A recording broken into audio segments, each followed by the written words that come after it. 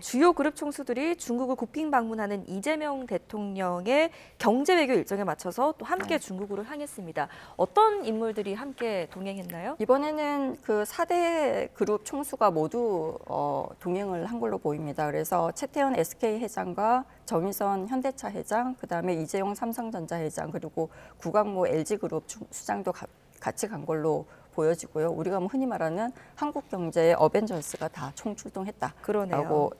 얘기가 되고 있습니다. 그리고 이제 중견 중소기업 대표들도 대거 포함이 되어 있습니다. 이번에 대한상공회의소가 주관을 했고요.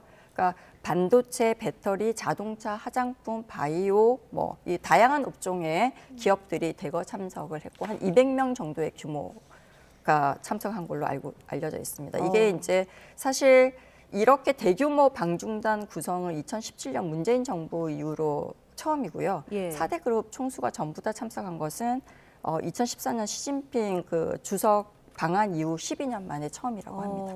네. 이렇게 대규모 사절단이 꾸려진 게 이례적이라고 하니까 네. 굉장한 의미가 또 있을 것 같은데요. 네, 네. 한중 비즈니스 포럼, MOU 체결 일정들이 많더라고요. 굉장히 빡빡하게 좀 예. 잡혀 있더라고요, 보니까. 그래서 일단 핵심 우리가 일정을 한번 보면은 한중 비즈니스 포럼이 가장 이제 핵심 일정인데요. 양국 기업인들이 한 자리에 모여서 협력 방안을 논의를 하는 거거든요. 그래서 여기서 어떻게 보면 바이어 매칭이라던가 기술 협력, 투자 유치 등이 이제 구체적으로 다뤄질 가능성이 크고요. 그다음에 중국 고위 급하고의 면담도 지금 잡혀 있습니다. 그래서 대통령 국빈 방문에 맞춰서 시진핑 주석이나 리창 총리 등과의 경제 간담회가 열릴 가능성이 크거든요. 이게 굉장히 중요한 이유 중에 하나가 한중 FTA 그 2단계 협상, 그다음에 서비스 투자 분야, 그다음에 이러한 그 개방 확대가 큰 틀에 이제 합의가 이루어질 수 있기 때문에 굉장히 중요하고요. 그다음에 중국 내 그 한국 기업 공장이나 중국 첨단 기업들을 방문하는 일정도 있어요. 그래서 예. 최신 트렌드를 한번 팔로우 하겠다라고 하는 의도도 있는 것 같습니다. 특히 이제 전기차, AI, 로봇 뭐 이런 그 분야에서 중국의 기술 수준을 직접 이제 한번 확인해보는 그러한 것도 굉장히 중요하다라고 보여지고요.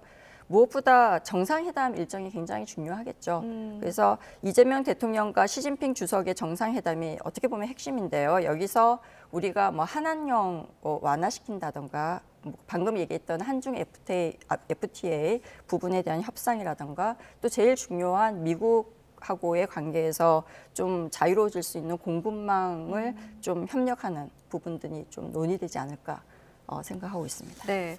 그런데 사실 중국의 경기가 지금 별로 좋지 않은 네, 상황인데 맞습니다. 재계 총수들이 나섰거든요. 네. 어떤 속내가 있다고 네, 이게 이제 보실까요? 어떻게 보면 우리 핵심 질문이라고 볼 수도 예. 있는데요. 이게 중국 경제가 어떻게 보면 부동산 위기라던가 청년 실업, 그다음에 소비 부진 이러한 걸로 굉장히 어려운 상황이고 지금 뭐 회복하는데 시간이 좀 더 걸릴 거다라고 우리가 예측을 하고 있어요. 그래서 그럼에도 불구하고 재계 총수들이 다 나섰다라고 하는 거는 역설적으로 보면은 중국 경기가 어렵기 때문에 더 가서 우리가 좀 이렇게 협력을 해야 된다라는 판단을 한 것 같아요. 그러니까 좀 자세하게 이유를 한 3가지 측면에서 볼 수가 있는데 첫 번째가 중국이 여전히 한국의 최대 교역국이에요. 그러니까 우리 보면은 2015년 교역액이 그 한중 FTA 하고 난 다음에 교역액이 2,274억 달러였는데 2024년에 2,729억 달러로 20% 정도가 증가했거든요. 예. 그러니까 중국을 포기하면 사실 대안이 없다라고 판단을 한 것 같아요.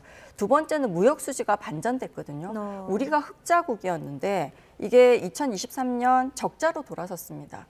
어떻게 보면 3년 연속 적자가 지금 확실시되는 상황이란 말이에요. 그래서 총수들이 직접 나서서 이제 돌파구를 마련하겠다라고 본 것 같고요.